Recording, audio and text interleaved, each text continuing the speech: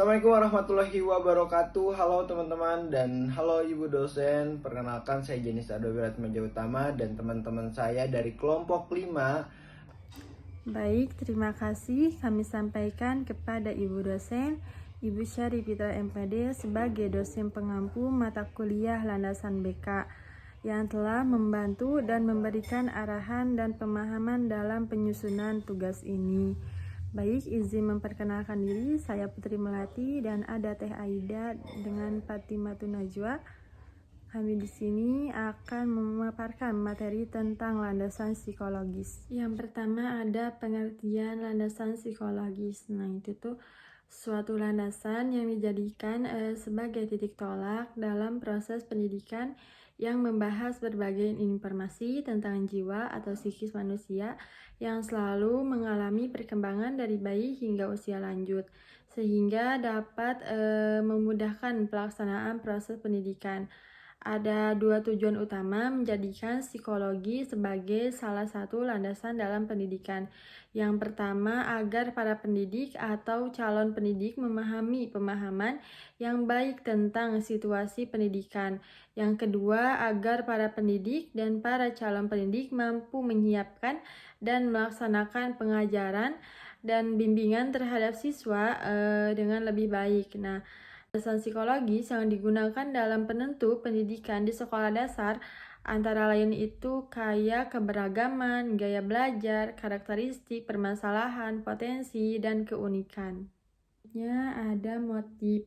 Salah satu aspek psikis yang penting diketahui adalah motif karena keberadaannya sangat berperan dalam tingkah laku individu. Pada dasarnya tidak ada tingkah laku yang tanpa motif. Artinya, tiap tingkah laku itu pasti bermotif.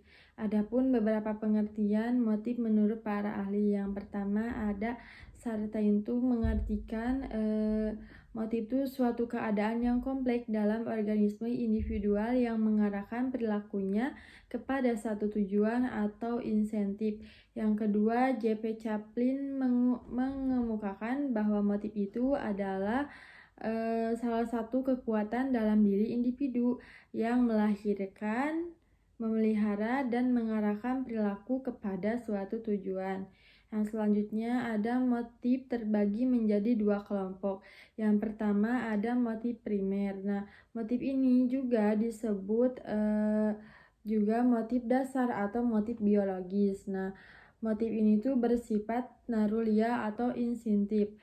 Motif fisiologis adalah motif yang bersumber pada kebutuhan organis seperti dorongan untuk makan, minum, bernapas, keinginan untuk memiliki keturunan, beristirahat, bergerak, dan sebagainya.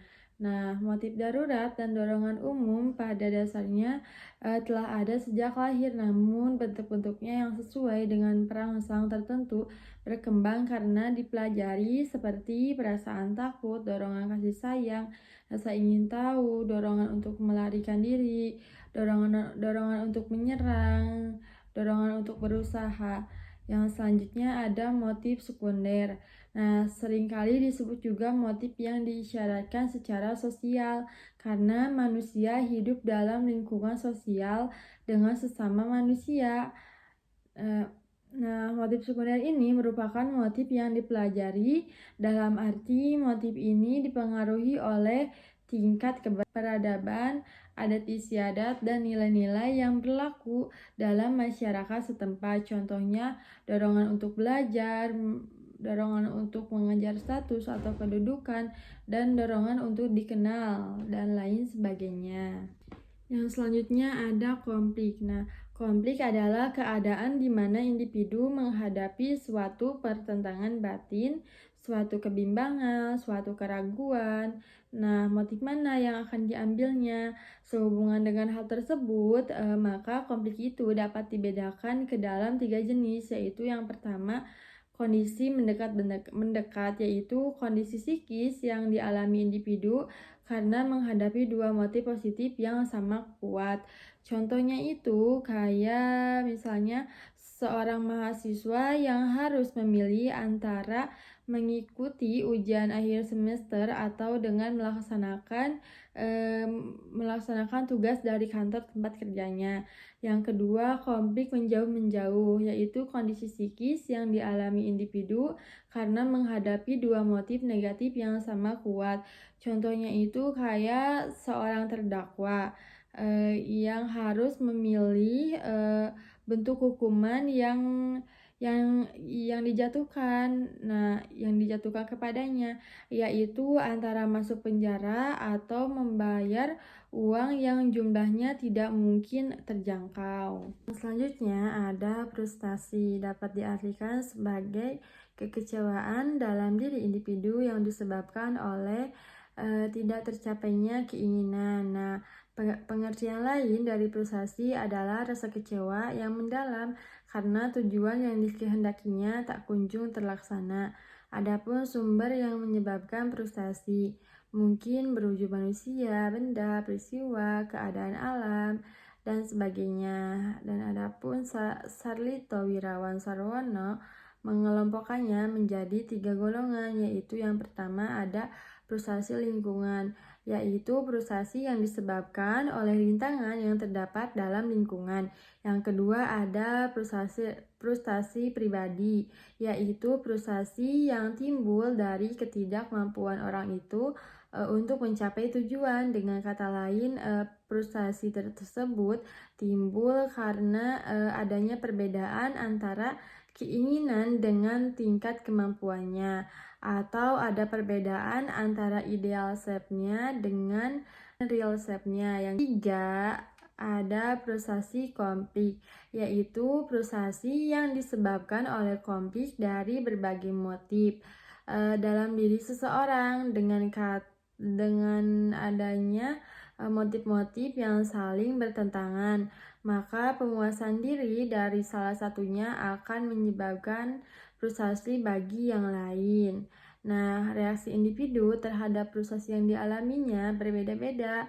Hal ini tuh disebabkan oleh perbedaan pada struktur maupun fisik, serta perbedaan sosial, kultural, dan nilai-nilai agama yang dianutnya. Nah, untuk perbedaan reaksi individu terhadap frustasi itu dapat dilihat dari kegiatan yang dilakukannya. Ada yang menghadapinya secara nasional, tetapi ada juga yang reaksinya terlalu emosional yang berwujud dalam bentuk-bentuk tingkah laku yang salah. Dan adapun wujud dari cara-cara individu dalam mereaksi frustasi itu, diantaranya adalah yang pertama agresi marah. Nah, individu menjadi agresif atau marah-marah dan merusak baik terhadap dirinya maupun terhadap sesuatu di luar dirinya. Agresi ini bisa berwujud verbal, marah-marah, atau non-verbal seperti membanting pintu, memecahkan barang-barang, dan memukul. Yang kedua, bertindak secara eksplosif, yaitu dengan jalan melakukan perbuatan yang eksplosif, baik dengan perbuatan jasmaniah maupun dengan ucapan-ucapan. Nah, setelah terkuras unek-uneknya, semua biasanya individu itu merasa ketegangan dalam dirinya itu berkurang atau menghilang. Yang ketiga, dengan cara introversi, yaitu dengan jalan menarik diri dari dunia nyata dan masuk ke dunia hayal. Nah, dalam dunia hayal ini dia membayangkan seolah-olah sudah mencapai tujuannya. Yang keempat, perasaan tak berdaya. Nah, reaksi ini tuh menunjukkan sikap tak berdaya, patah hati, pasif, dan mungkin juga menderita sakit. Reaksi ini berlawanan dengan agresi marah. Yang kelima, kemunduran. Nah, ini tuh adalah reaksi frustasi yang menunjukkan kemunduran dalam tingkah laku, yaitu tingkah laku yang kekanak-kanakan. Yang ketiga ada fiksasi, yaitu mengulang kembali sesuatu yang menyenangkan, dapat juga diartikan sebagai kembadegan dalam perkembangan berikutnya. Yang ketujuh ada penekanan. Nah, yaitu reaksi frustasi dengan cara menekan pengalaman traumatis, keinginan, kekesalan, atau ketidaksenangan ke alam tidak sadar. Yang kedelapan ada rasionalisasi, yaitu usaha-usaha mencari-cari dalih pada orang lain untuk menutupi kesalahan atau kegagalan diri sendiri. Yang kesembilan ada proyeksi. Nah, yaitu individu melemparkan sebab kegagalannya kepada orang lain atau sesuatu di luar dirinya. Yang ke-10 kompensasi, itu individu berusaha untuk menutupi kekurangan atau kegagalannya dengan cara-cara lain yang dianggapnya memadai. Yang ke-11 ada sublimasi, yaitu mengalihkan tujuan pada tujuan lain yang mempunyai nilai sosial atau etika yang lebih tinggi. Oke, terima kasih. Insya Allah saya akan melanjutkan materi yang telah disampaikan oleh Teh Putri, yaitu sekarang materi yang keempat atau D, yaitu sikap. Sikap sangat mewarnai perilaku individu, atau dapat dikatakan bahwa perilaku individu merupakan perwujudan dari sikapnya. Oleh karena itu, untuk mengubah tingkah laku individu terlebih dahulu harus diubah dulu sikapnya. Dalam hal ini, konselor perlu menyadari bahwa perubahan sikap dari negatif menjadi positif itu merupakan salah satu tujuan dari bimbingan dan konseling. Berikut ada konsep dari sikap, diantaranya A. Pengertian sikap. Sikap adalah kondisi mental yang relatif menetap untuk merespon suatu objek atau perangsang tertentu yang mempunyai arti, baik bersifat positif, netral, atau negatif, menyangkut aspek kognisi, afeksi, dan kecenderungan untuk bertindak. Dan yang B itu ada unsur atau komponen sikap. Unsur ini terdiri atas keyakinan atau pemahaman individu terhadap objek-objek tertentu. Terus tadi kan disebutkan dalam pengertian itu ada aspek-aspek kognisi, ada aspek-aspek afeksi, dan juga ada kecenderungan untuk bersikap. Sekarang ada unsur afeksi atau feeling atau perasaan. Unsur ini menunjukkan perasaan yang menyertai sikap individu terhadap suatu objek. Unsur ini bisa bersifat positif, yaitu kayak menyenangi, menyetujui, bersahabat, dan negatif sebaliknya, tidak menyenangi, tidak menyetujui, dan tidak bersahabat. Dan ada unsur kecenderungan bertindak atau action tendency. Unsur ini meliputi seluruh kesediaan individu untuk bertindak atau mereaksi terhadap objek tertentu. Bentuk dari kecenderungan bertindak ini sangat dipengaruhi oleh unsur-unsur sebelumnya, yaitu unsur kognisi dan unsur afeksi. Nah, sekarang ada ciri-ciri sikap. Untuk membedakan sikap dengan aspek-aspek psikis lain seperti motif, kebiasaan, pengetahuan, dan lain-lain, Sarlito mengemukakan ciri-cirinya sebagai berikut. Contohnya, objek sikap itu bisa berupa benda, orang, nilai-nilai, pandangan hidup, agama, hukum, lembaga masyarakat, dan sebagainya. Sikap juga tidak dibawa sejak lahir, melainkan dipelajari dan dibentuk melalui pengalaman-pengalaman. Karena sikap dipelajari, maka sikap dapat berubah-ubah sesuai dengan keadaan lingkungan di sekitar yang bersangkutan pada saat-saat yang berbeda. Dalam sikap tersangkut juga faktor motivasi dan perasaan. Inilah yang membedakannya dengan pengetahuan. Sikap tidak menghilang walaupun kebutuhan sudah dipenuhi. Jadi berbeda dengan refleks atau dorongan. Sikap tidak hanya satu macam, melainkan bermacam-macam. Sesuatu dengan banyak objek yang dapat menjadi perhatian individu yang bersangkutan. Dan yang selanjutnya ada pembentukan sikap. Menurut ini ada beberapa nggak kata lagi tuh. Menurut Sartain dan kawan-kawan ada 4 faktor yang mempengaruhi terbentuknya sikap, yaitu diantaranya 1. Faktor pengalaman khusus atau specific experience. Hal ini berarti bahwa sikap terhadap suatu objek itu terbentuk melalui pengalaman khusus gitu ya. Jadi ada pengalaman khususnya gitu ya mata terbentuknya sikap teh gitu. Terus yang kedua itu karena faktor komunikasi dengan orang lain atau communication with other people. Banyak sikap individu yang terbentuk disebabkan oleh adanya komunikasi dengan orang lain. Komunikasi ini baik langsung secara face to face maupun tidak. Jadi kayak seperti lihat di TV, radio, film, koran, dan majalah ya, seperti itulah ya. Kalau faktor komunikasi ya, jadi ada 2, ada face to face secara langsung dan juga secara langsung kayak ada TV di media massa gitu ya, film dan lain-lain. Dan yang ketiga ada faktor model. Faktor model banyak sikap terbentuk terhadap sesuatu itu dengan melalui jalan mengimitasi atau meniru suatu tingkah laku yang memadai model dirinya, seperti perilaku orang tua, perilaku guru, pemimpin, bintang film, biduan, dan ya sebagainya gitu. Jadi itu faktor meniru gitu ya. Sikap tadi bisa terbentuk karena faktor meniru atau bisa disebut dengan mengimitasi, jalan mengimitasi. Dan yang terakhir ada karena faktor lembaga-lembaga sosial atau institusional.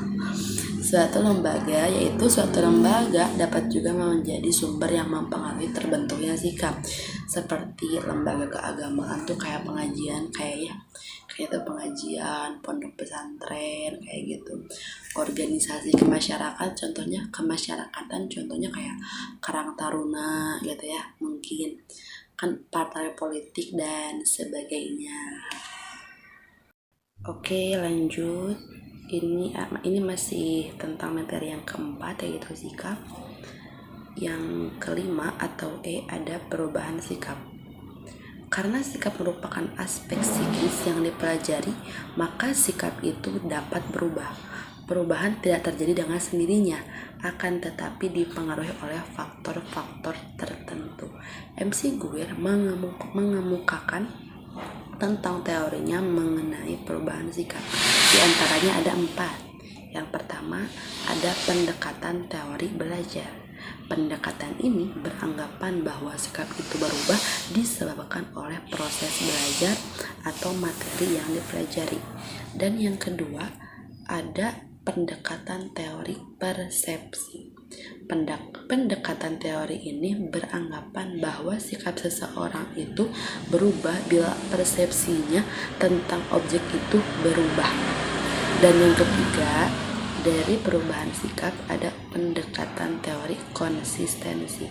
Dasar pemikiran dari pendekatan ini adalah bahwa setiap orang akan berusaha untuk memelihara harmoni intensional, yaitu keserasian atau keseimbangan, kenyamanan dalam dirinya. Dan apabila keserasiannya terganggu, maka ia akan menyesuaikan sikap dan perilakunya dengan kelestarian harmoninya itu. Dan yang keempat, dari perubahan sikap menurut MC Guir yaitu pendekatan teori fungsi. Menurut pendekatan teori ini, bahwa sikap seorang itu akan berubah atau tidaknya sangat bergantung pada hubungan fungsional atau kemanfaatan objek itu bagi dirinya atau pemenuhan kebutuhan dirinya. Oke, dan selanjutnya materi yang kelima itu ada faktor-faktor yang mempengaruhi individu yang akan dipaparkan oleh saya sendiri. Faktor-faktor yang mempengaruhi individu itu ada 2 di sini ya, menurut ada keturunan dan juga ada lingkungan. Yang pertama ada keturunan atau hereditas.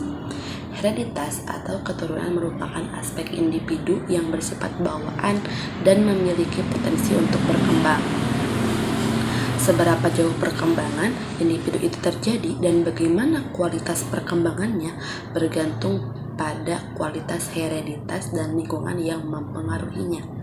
Lingkungan merupakan faktor penting di samping hereditas yang menentukan perkembangan individu. Lingkungan itu meliputi fisik, psikis, sosial, dan religius. Dan yang kedua, dari faktor-faktor yang mempengaruhi individu ada lingkungan. Lingkungan adalah segala hal yang mempengaruhi individu. Emang kadang tuh sikap atau gitu udah kumaha lingkungan cenah paribasa mah. Jadi mah lingkungannya tuh kayak toksik, jadi dia tuh kebawa-bawa toksik. Tapi kalau lingkungannya bagus kayak bersama orang-orang yang soleh, insya Allah bakal kebawa-bawa. Jadi lingkungan itu sangat berpengaruh lah menurut saya. Lanjut, lingkungan. Yang kedua adalah lingkungan dari faktor-faktor yang mempengaruhi individu. Lingkungan adalah segala hal yang mempengaruhi individu, sehingga individu itu terlibat atau terpengaruh karenanya.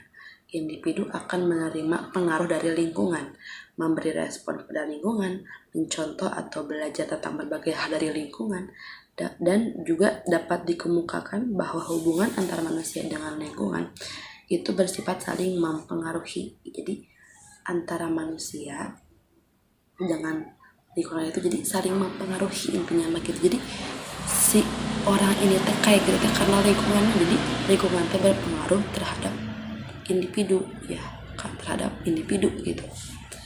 Dan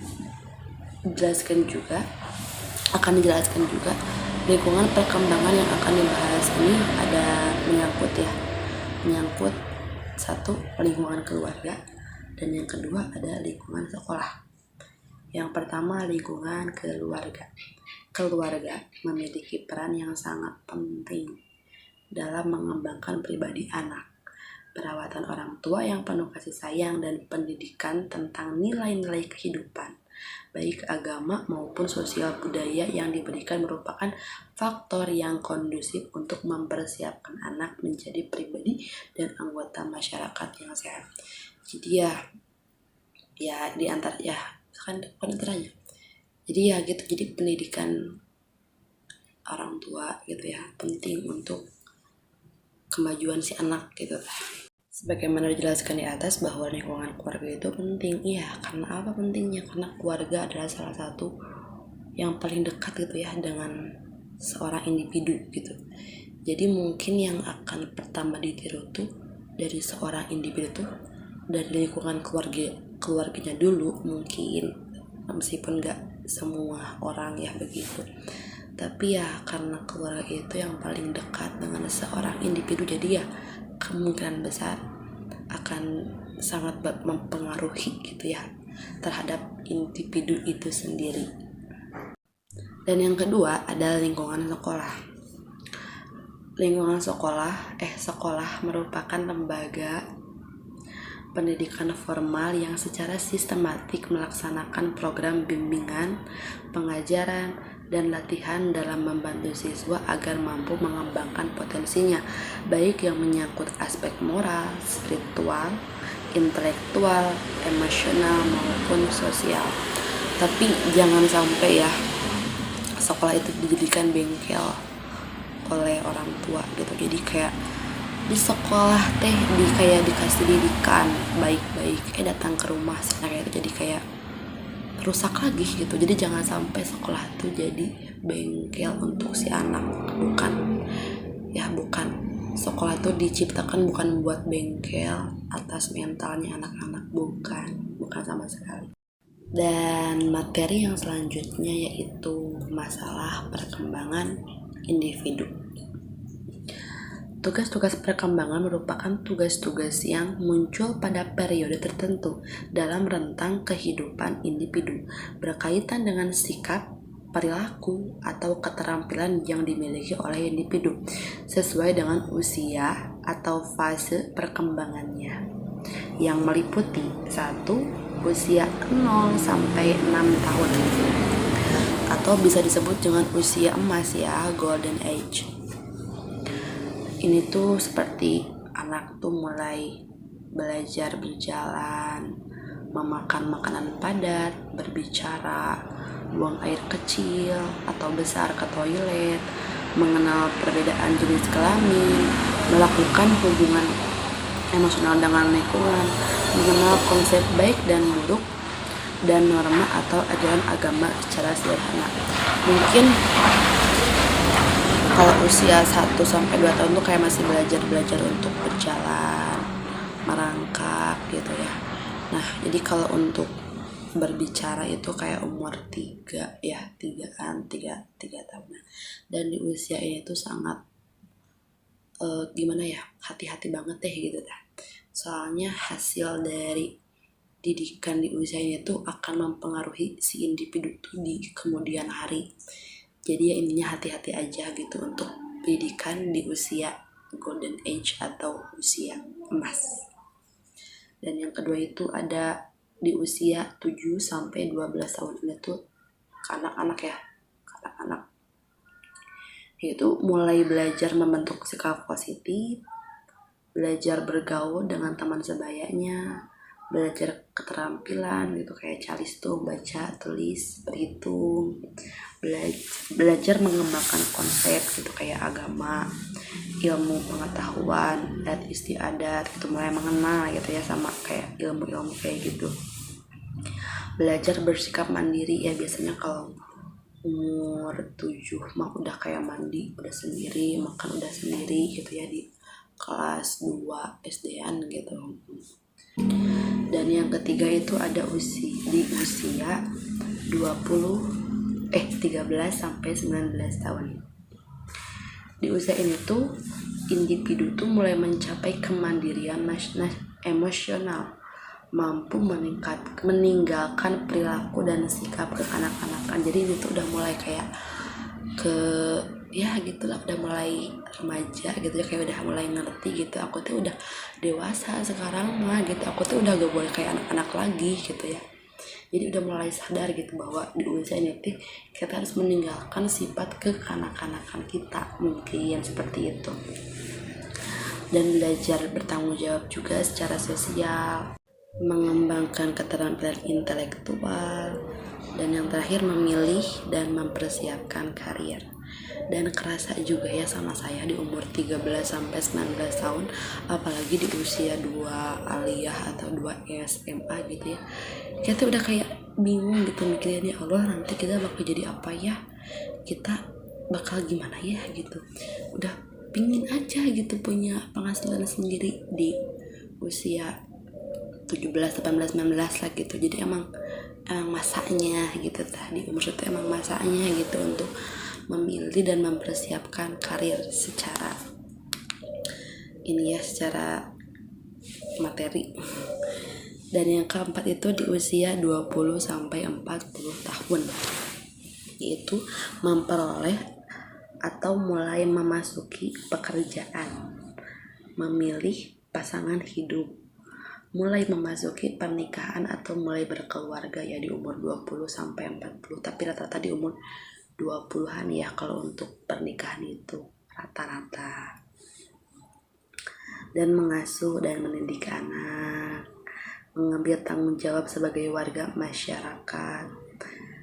Lalu yang keempat di usia 20 sampai 40 tahun, dimana di usia ini tuh yang mulai memperoleh atau mulai masuki kerja ya, biasanya gitu yang udah punya pekerjaan itu rata-rata di umur 20-an ya, 20 ke atas rata-rata, tapi ada juga sih yang di bawah umur 20 tahun udah bekerja gitu. Dan memilih pasangan hidup, mulai memasuki pernikahan gitu kayak berkeluarga ya, emang juga rata-rata yang nikah itu di umur 20-an gitu ya rata-rata, dan saya juga pengennya di umur 20-an gitu, jangan sampai ke 30-40, jangan sampai, itu rata-rata.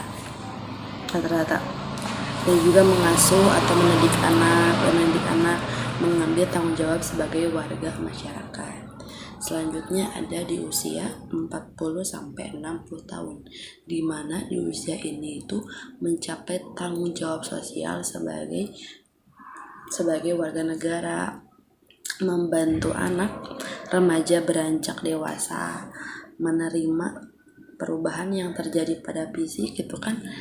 Biasanya gitu kalau usia lansia gitu suka agak ya beda gitu ya, enggak kayak masih muda gitu kekuatannya gitu ya. Jadi di sini disebutkan menerima perubahan yang terjadi pada fisik, memantapkan keharmonisan dalam keluarga, memantapkan juga perannya sebagai orang dewasa baik di lingkungan kerja maupun di lingkungan masyarakat. Dan yang terakhir ada di usia 60 tahun ke atas. Di usia ini lebih memantapkan diri dalam mengamalkan ajaran agama, mampu menyesuaikan diri dengan menurunnya kemampuan fisik, dan dapat menyesuaikan diri dengan masa pensiun dan berkurangnya income, membentuk hubungan yang lebih baik dengan orang lain yang sesuai yang seusia, dan memantapkan hubungan yang lebih harmonis dengan keluarga. Jadi ada 6 fase ya. Yang pertama 0 sampai 6 tahun itu di usia golden age, yaitu dimana individu tuh mulai kayak berjalan gitu, merangkak, berbicara gitu ya. Terus yang kedua ada di fase umur 7 sampai 12 tahun. Ini tuh mulai mandiri lah, individu mulai mandiri. Dan selanjutnya di usia 13 sampai 19 tahun tuh itu mulai agak berpikir dewasa gitu ya. Dan di umur 20 sampai 40 tahun tuh kayak udah mulai aku tuh udah gede gitu dah, udah kayak mempunyai pekerjaan juga gitu. Ada yang sudah berkeluarga, ada yang juga udah mengasuh dan mendidik anaknya sendiri gitu ya, di usia 20 sampai 40 tahun. Dan di usia 40 sampai 60 tahun tuh kayak usia ya udahlah gitu, memang tinggal menjalankan hidup gitu ya badan gitu. Terus dia kayak merasakan gitu perubahan pada fisiknya gitu ya di usia 40 sampai 60 tahun lah. Dan di usia 60 tahun ke atas tuh kayak mulai memantapkan diri gitu ya, ngebebenah diri gitu ya intinya mah, dengan ajaran agama gitu ya dan lain-lain gitu ya. Mungkin sekian yang bisa saya paparkan. Mudah-mudahan ibu dosen ataupun teman-teman sekalian bisa memahami apa yang telah saya sampaikan. Untuk materi selanjutnya mungkin akan dipaparkan atau akan disampaikan oleh Teh Aida. Mangga Teh Aida. Baik, di sini saya akan menjelaskan tentang materi masalah perbedaan individu. Timbulnya perbedaan individu ini dapat dikembalikan pada faktor pembawaan dan lingkungan sebagai komponen utama bagi keunikan individu. Mengingat bahwa yang menjadi tujuan pendidikan adalah perkembangan yang optimal dari sikap individu, maka masalah perbedaan individu ini perlu mendapat perhatian dalam pelayanan pendidikan. Usaha melayani siswa secara individual ini dapat diselenggarakan melalui program bimbingan dan konseling. Dengan demikian, keunikan diri dari masing-masing individu tidak begitu banyak menimbulkan masalah yang menghambat mereka dalam seluruh pendidikannya.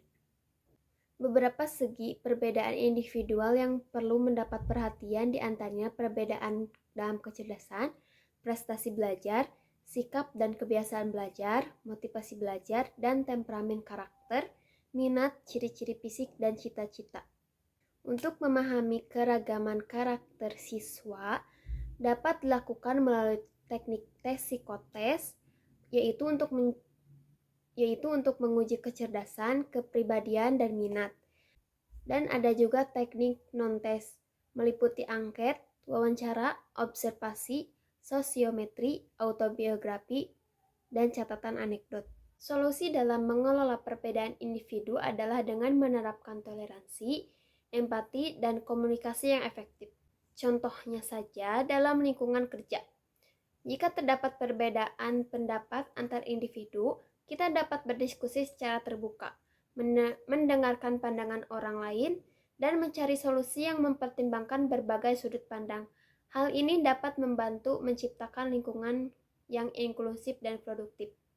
Lalu materi selanjutnya ada masalah kebutuhan individu.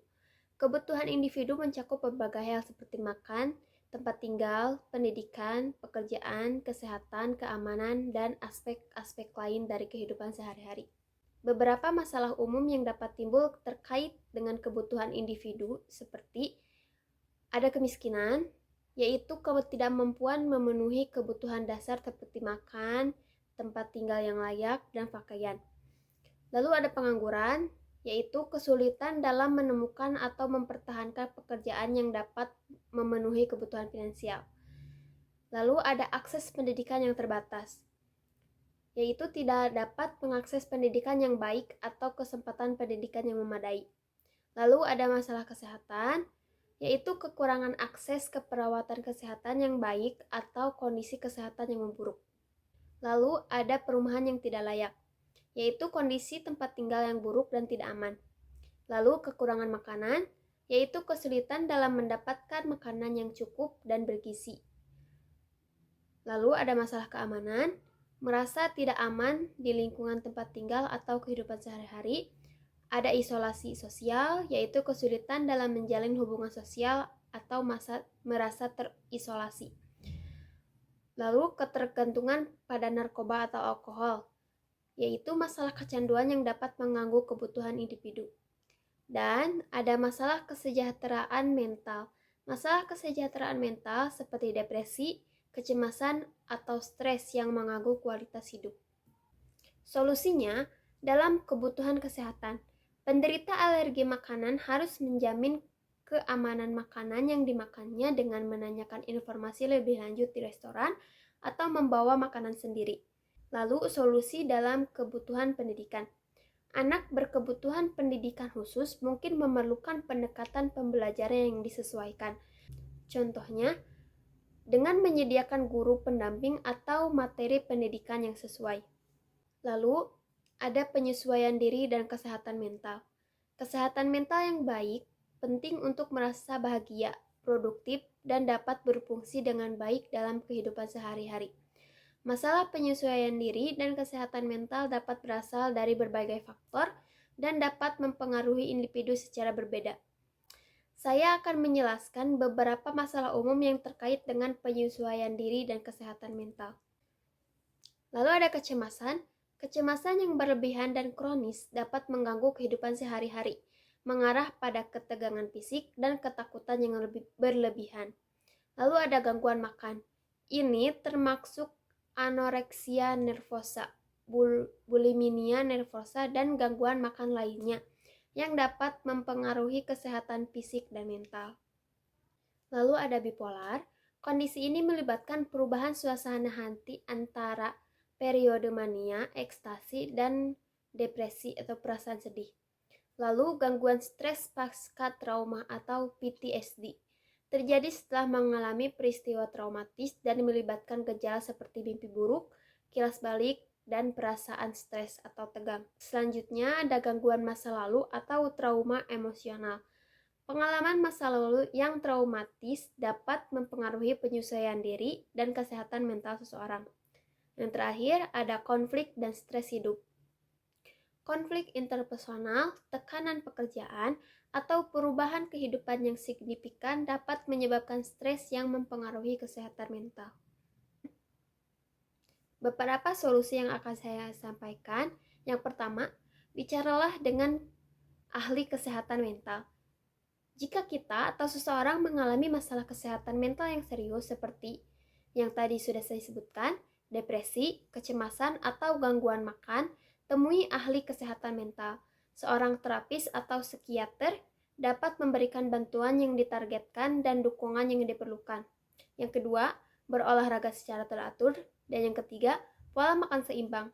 Makan makanan seimbang yang mengandung nutrisi penting bagi otak dan tubuh.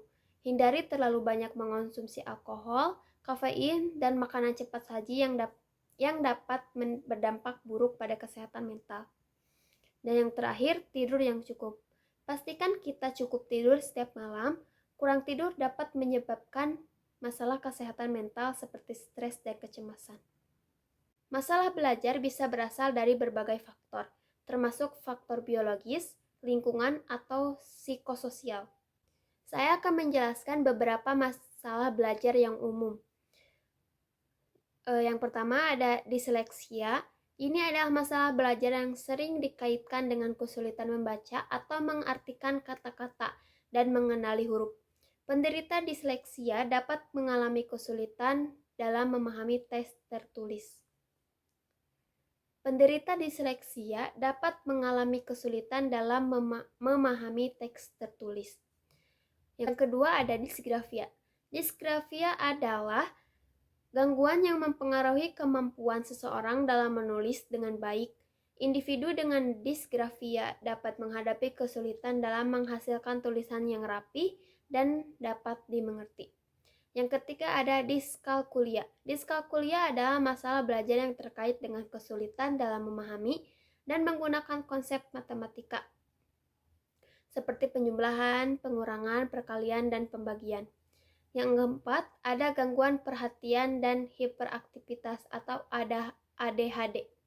Individu dengan ADHD mungkin mengalami kesulitan dalam mempertahankan perhatian, mengatur perilaku, dan menyelesaikan tugas-tugas dengan fokus. Yang kelima, ada kesulitan bahasa. Beberapa anak menghadapi kesulitan dalam mengembangkan keterampilan berbicara dan berbahasa, yang dapat mempengaruhi kemampuan mereka dalam berkomunikasi dengan baik. Kecerdasan majemuk. Nah, ini menurut Howard Gardner pada tahun 1183 menyatakan bahwa kecerdasan tidak hanya dapat diukur dalam satu bentuk atau tes IQ saja, melainkan ada berbagai jenis kecerdasan yang berbeda dan dapat berkembang secara independen. Di dalam diri individu, Gardner mengidentifikasikan bahwa jenis kecerdasan majemuk itu mengidentifikasikan bahwa beberapa jenis kecerdasan yang berbeda, dan kemudian penelitian juga telah mengusulkan jenis-jenis kecerdasan tambahan. Berikut adalah beberapa jenis kecerdasan majemuk yang diteorikan kecerdasan majemuk. Yang pertama ada kecerdasan linguistik atau verbalnya. Ini mencakup kemampuan berbicara, menulis, dan memahami bahasa tertulis dan lisan dengan baik. Kedua ada kecerdasan logis matematis. Ini melibatkan kemampuan dalam memecahkan masalah matematika, berpikir logis, mengidentifikasi pola, dan melakukan pemikiran abstrak. Yang ketiga ada kecerdasan visual atau kecerdasan ruang. Ini melibatkan kemampuan untuk memahami dunia visual, mengenali pola-pola berimajinasi dalam bentuk gambar. Dan yang keempat ada kecerdasan musikal. Ini mencakup kemampuan untuk memahami, menghasilkan, atau menghargai musik.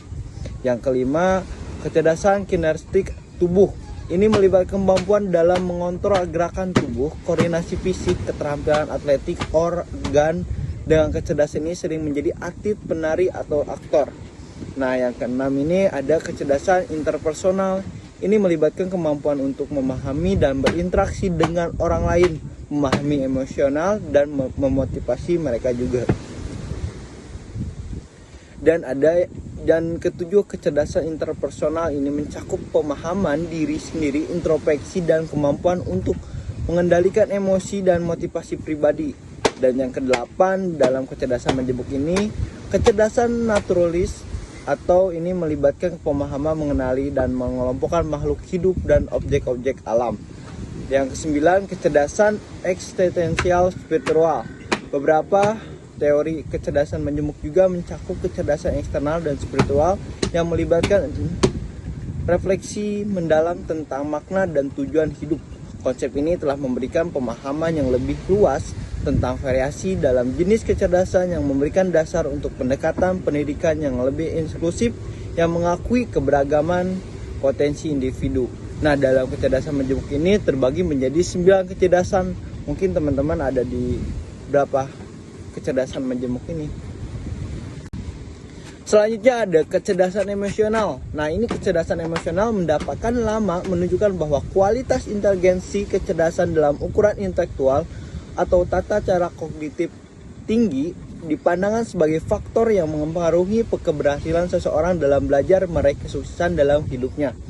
Namun baru-baru ini telah berkembang pandangan lain mengatakan bahwa faktor yang paling dominan mempengaruhi keberhasilan atau kesuksesan hidup seorang bukan semata-mata ditentukan oleh tingginya kecerdasan intelektual, tetapi oleh faktor kemantapan emosional yang oleh ahli yaitu Daniel Goleman disebut emotional intelligence. Kecerdasan emosional ini, dalam hal ini Daniel Goleman mengemukakan hasil surveinya terhadap para orang tua dan guru yang hasil menunjukkan bahwa kecerdasan yang sama di seluruh dunia, yaitu generasi sekarang lebih banyak mengalami kesulitan emosional dibandingkan dengan generasi sebelumnya.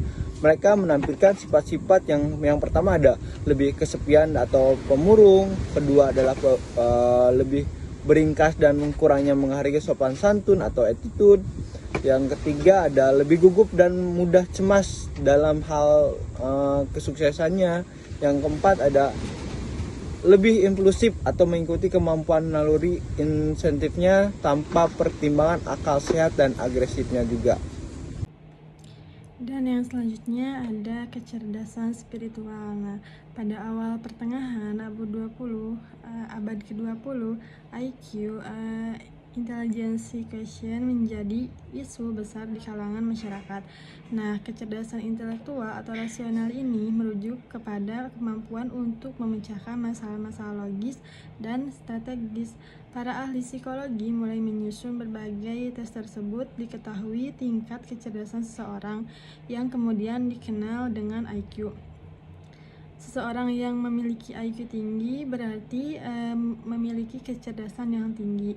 Nah, baru-baru ini yaitu di akhir abad ke-20 ditemukan Q yang ketiga yaitu SQ. Nah, meskipun data ilmiahnya belum begitu mantap, dengan ditemukannya SQ atau kecerdasan spiritual ini semakin lengkaplah gambaran kecerdasan manusia secara penuh. SQ dapat diartikan sebagai kemampuan untuk yang pertama mengenal dan memecahkan masalah-masalah terkait dengan makna dan nilai. Yang kedua, menempatkan berbagai kegiatan dan kehidupan dalam konteks yang lebih luas, kaya, dan memberikan makna. Yang ketiga, mengukur atau menilai bahwa salah satu kegiatan atau langkah kehidupan tertentu lebih bermakna dari yang lainnya. Dan orang yang memiliki SQ tinggi ditandai dengan beberapa ciri atau indikator sebagai berikut. Yang pertama ada bersifat fleksibel, yaitu mampu beradaptasi secara aktif dan spontan. Yang kedua memiliki kesadaran yang tinggi. Yang ketiga memiliki kemampuan untuk menghadapi penderitaan dan mengambil hikmah darinya. Yang keempat memiliki kemampuan untuk menghadapi dan mengatasi rasa sakit. Yang kelima memiliki kualitas hidup yang dipahami oleh visi dan nilai-nilai. Yang keenam enggan melakukan sesuatu yang menyebabkan kerugian atau kerusakan. Yang ketujuh cenderung melihat hubungan antar berbagai hal yang berbeda menjadi suatu holistik. Yang kedelapan cenderung untuk bertanya mengapa atau apa dan mencari jawaban-jawaban yang fundamental. Yang terakhir bertanggung jawab untuk menebarkan visi dan nilai-nilai kepada orang lain dan menunjukkan cara menggunakannya. Dengan kata lain, dia adalah orang pemberi inspirasi kepada orang lain. Yang selanjutnya ada stres dan pengelolaannya. Yang pertama teori stres. Ini kita persingkat saja agar memperhemat waktu. Yang selanjutnya, stres merupakan fenomena psikofisik. Stres dialami oleh setiap orang dengan tidak mengenal jenis kelamin, usia, kedudukan, jabatan, atau status sosial ekonomi. Stres bisa dialami oleh seorang bayi, anak, remaja, atau dewasa. Dialami juga oleh para pejabat atau warga masyarakat biasa gitu ya, dan bisa juga dialami oleh pengusaha atau karyawan atau oleh siswa maupun guru. Nah, stres dapat berpengaruh positif maupun negatif terhadap individu. Pengaruh positif yaitu mendorong individu untuk melakukan sesuatu, membangkitkan kesadaran, dan menghasilkan pengalaman baru. Nah, sedangkan pengaruh negatif pengaruh negatifnya yaitu menimbulkan perasaan-perasaan tidak percaya diri, penolakan, marah, atau depresi, dan memicu berjangkitnya sakit kepala, sakit perut, insomnia, tekanan darah, atau stroke. Nah, selanjutnya gejala stres. Untuk mengetahui apakah diri kita atau orang lain mengalami stres dapat dilihat dari gejala-gejala baik fisik maupun psikis. Yang pertama dari fisiknya gitu, yang kedua dari psikisnya. C. Faktor-faktor pemicu stres. Faktor pemicu stres itu dapat diklasifikasikan ke dalam beberapa kelompok, yaitu stresor fisik biologis, stresor psikologik, dan stresor sosial. Nah, faktor-faktor yang mengganggu kestabilan atau stres organisme berasal dari dalam maupun dari luar. Faktor yang berasal dari dalam diri organisme adalah biologis dan psikologis, sedangkan yang berasal dari luar adalah faktor lingkungan. Jadi kesimpulannya, landasan psikologi merupakan konsep penting yang membantu kita memahami perilaku manusia dalam kehidupan sehari-hari. Pemahaman yang baik mengenai perilaku manusia dapat membantu kita memecahkan masalah dan menciptakan hubungan yang lebih baik dengan orang lain. Dalam pendidikan, landasan psikologi dapat membantu guru dalam merancang pembelajaran yang sesuai dengan tingkat perkembangan siswa dan memahami karakteristik unik siswa. Nah, di dunia bisnis, pemahaman yang baik mengenai perilaku konsumen dapat membantu perusahaan merancang strategi pemasaran yang lebih efektif serta merekrut dan kasih karyawan. Sedangkan dalam kesehatan mental, landasan psikologi dapat membantu seseorang dalam mencari solusi dan mendapatkan bantuan yang tepat saat menghadapi situasi sulit seperti kecemasan dan depresi. Mungkin hanya itu yang bisa kelompok kami sampaikan. Mohon maaf apabila ada kata yang kurang berkenan, mohon dimaafkan. Assalamualaikum warahmatullahi wabarakatuh.